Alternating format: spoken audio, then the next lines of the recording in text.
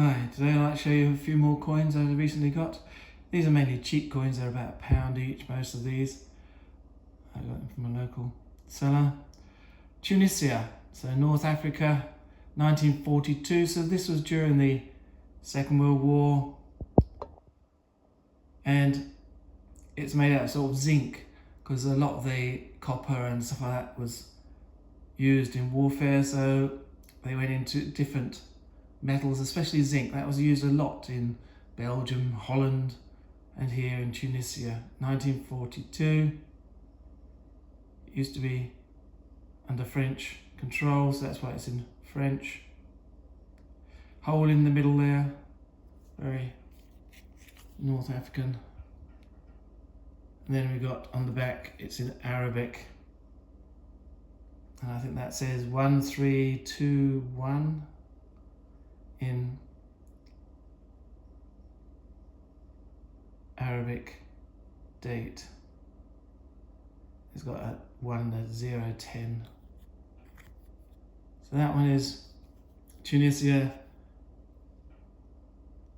1942. I think it's a protectorate, French protectorate. Here we've got another one, 1956 Fiji. You can see a Fiji in 3 pence under British control in those days. Little hut with some palm trees. It looks like an old English threepenny bit, but with a lot more sides. And on this other side we've got Queen Elizabeth II. Again, I think it was £1 or something like that. Yeah, it was £1. This one, Mexico, 1947. 1 peso. And it's got 0.500, so it must be 50% silver. That's why it's £5, a bit more expensive.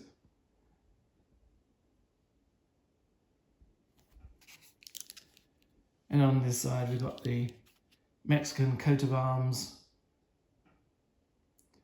United States of Mexico. Because Mexico, like America, has got a lot of states, so it's the United States of Mexico. Here we've got Bolivia, South America. Looks very similar to one you get in Belgium, I think it is. 10 cents. 1907. So it's 10 centavos. A couple of snakes going up a pole. And on this side we've got a little scene with llama, I think it is, llama, the sun and a mountain. República de Bolivia.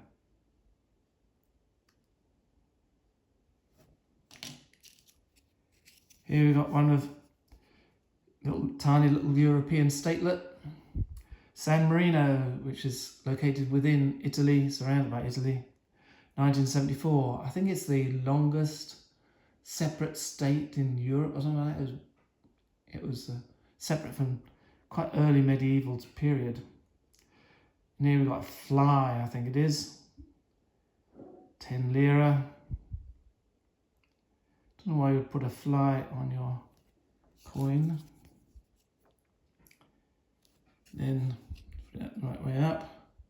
República de San Marino with 1974. I've never been to San Marino, but I've seen some YouTubes. It's quite a hilly, it's like one big hill, I think. So you can walk up. Egypt, 1929. Tiny little bit of silver. Again, it's got the sort of Christian date and the Mohammedan date, but both in Arabic numerals.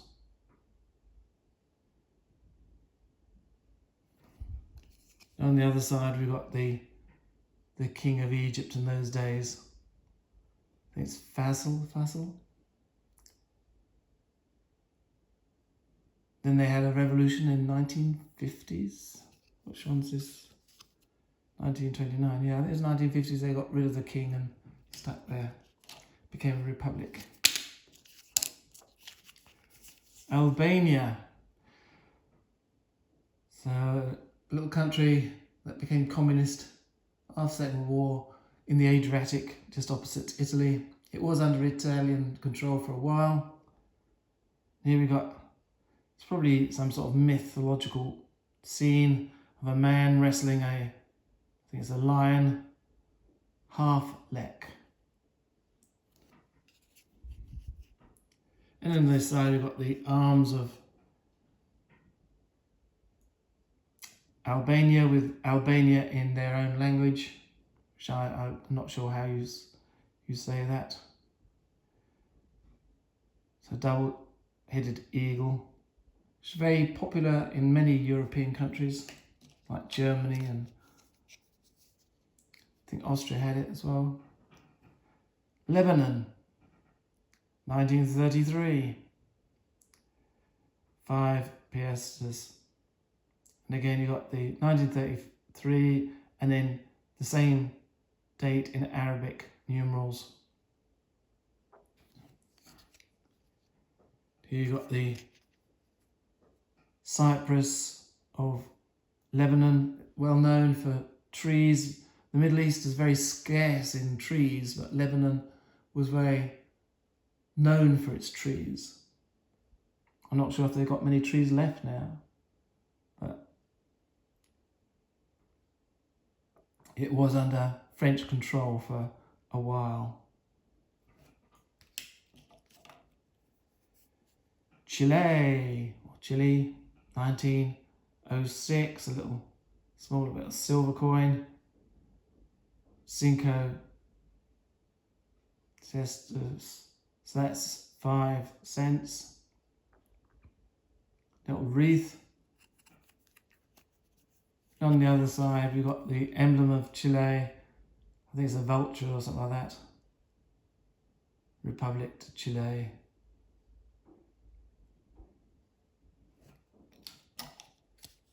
Next one we've got is India, 2 annas. In those days, it was it started off as part of the East India Company. So this is 1841. So time of Victoria, early Victorian. Not until later it became part of the British Empire. But up to this period, it was the East India Company. They had most of India, they had a lot of the Malaya, and that sort of area was controlled by them. But they did have the Queen's portrait on the other side. So even if it was a public company, it was I think it was a private company, it was still had the Queen's head on this side. So it's a young portrait of her with the bun hair. Victoria Queen. So it hasn't got all her titles, it's just Victoria Queen rather than Defender of the Faith and all that sort of stuff. This one's Ceylon, now called Sri Lanka, the little island off the coast of southern India, again under British control for quite a while.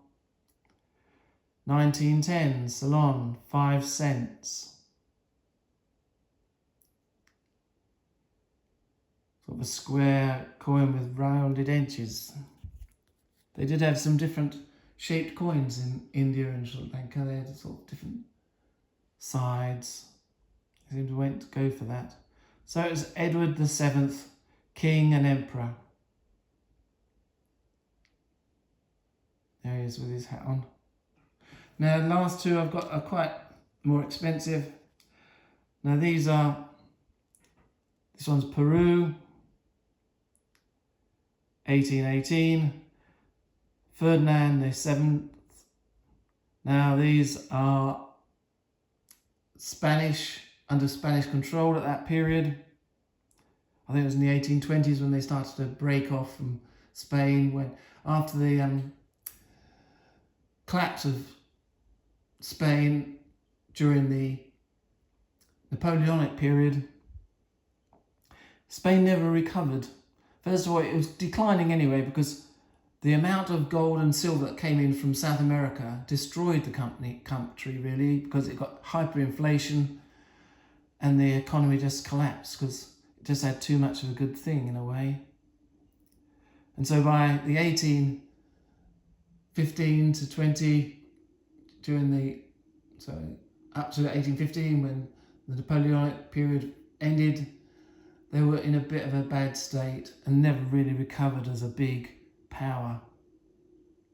Started to slide into decline, and then the South American colonies started to break off. Got Simon Bolivar, people like that. And then on here you got this is a piece of 8. You've got 8R over that side, which means 8 reals. So it's a piece of 8. These is like the pieces of 8 you got in the pirating times of the mid 17th century up to early 18th century, sort of 1650s to 1650s to about 1750s. You got pirates taking the silver as it was leaving Mexico on its way to Europe, and you got all these pieces of 8. This is past that date. There was not many pirates around at this period, and the actual manufacturer, the quality of the coins was a lot better. You can see it's quite well refined, quite well milled. The pieces of 8, I hope to get one soon. I know I've seen one, and hopefully you've still got it by the time I go back, and I might purchase that. They are quite rough, quite crude. You've got lots of stamps on it, but it doesn't look like a decent coin. It's just, they just bang them out as quick as possible. As long as the weight was okay and the quality of the silver was okay, they weren't all that fussed with the actual decoration, because I don't think they were really used in day-to-day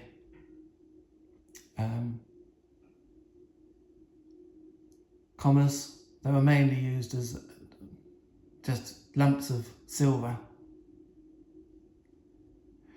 The next one I got, again, it's of Peru, and it's Ferdinand again, Ferdinand VII. This one's a bit earlier, 1809. Telling again it's at 8. Now telling whether it's Peru or Mexico, you just look at this M, that was got the M and an O. So I think that one is Mexico. We'll just have a look at the other one and just check my hypothesis. This one I know is Peru. What have we got here? We got ME, so ME must be Peru, and MO is Mexico.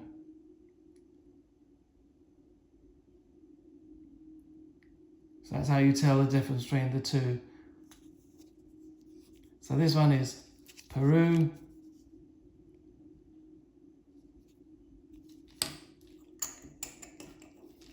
And this one is Mexico with the crown and arms of Spain. In a very Roman-esque look, with his laurels in his hair, looking like a Roman emperor. I hope you found this of interest. Please give it a like and subscribe if you haven't, and I'll come back to you with more coins. Next video I'll do probably tomorrow. I'll be looking at some German